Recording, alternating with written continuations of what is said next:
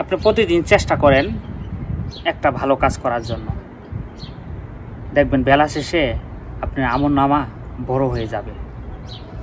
দেখেন, আপনার ইচ্ছা করলে কিন্তু মানুষকে হেল্প করতে পারি, টাকা পয়সা দিয়ে যে হেল্প করতে হবে এমন কিছু না।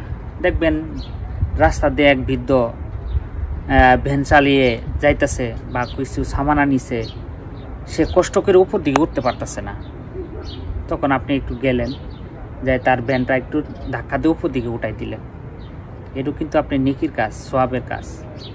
বা রাস্তাতে যাইতেছেন, একটা বৃদ্ধ লোক, অনেক গাড়ি চলতেছে ওই সাইড দিয়ে, কিন্তু রাস্তা পার হইতে পারতেছে না। তো এই ক্ষেত্রে আপনি কি করলেন, তার হাতটা ধরে সেই বৃদ্ধ লোকটাকে আপনি এই রুট থেকে ওই রুটে আপনি পার করে দিলেন, এটাও কিন্তু আপনার একটা নেকি কাজ। তো আসলেই ওই যে অনেকে ভাবে যে টাকা পয়সা দিয়েই শুধু নেকি অর্জন করতে হয় এমন কিছু না।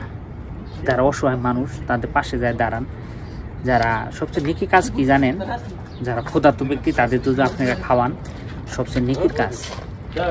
তার সে অসহায় মানুষের পাশে যায় দাঁড়াইলেন, তাকে একটু হেল্প করলেন, এটাও কিন্তু একটা নেকির কাজ। আমরা ভাবি যে টাকা পয়সা দিয়েই মনে হয় মানুষকে হেল্প করতে হবে বা সাহায্য করতে হবে, এমন না কিছু ভাই। টাকা পয়সা ছাড়া মানুষকে হেল্প করা যায়। আসলে দুনিয়া হলো ক্ষণস্থায়ী, দুনিয়া মায়াছেন, আমাদের একদিন চলে যেতে হবে, এটি বাস্তব। তো আমরা আসলেই বাস্তব মানি, কিন্তু ওই যে কাজ করি না, যে আমরা মনে হয় সারা জীবনে পৃথিবীতে বেঁচে থাকবো না।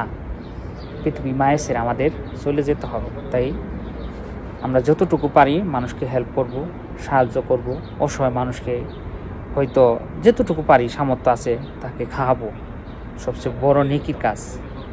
তো এগুলো আপনি একটা টার্গেট থাকবে, প্রতিদিন একটা ভালো নেকির কাজ করা।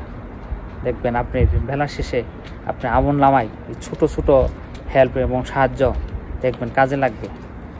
এখন হয়তো বুঝবেন না, আপনি একটা ব্যাংক আছে, দেখবেন ব্যাংকে যখন টাকা রাখবেন, দেখবেন 1 টাকা 2 টাকা রাখতে রাখতে এক সময় কি হবে, যখন 5 বছর 10 বছর বা 20 বছর, দেখবেন এই 1-2 টাকাই অনেক টাকার পরিমাণ হবে। তো আপনিও ছোট ছোট নেকি করেন, দেখবেন আপনি বেলা শেষে যখন 50-60 বছর বয়স হবে, মৃত্যু পথে ছোট ছোট আমল করলেই ওগুলো একদিন বড় হবে।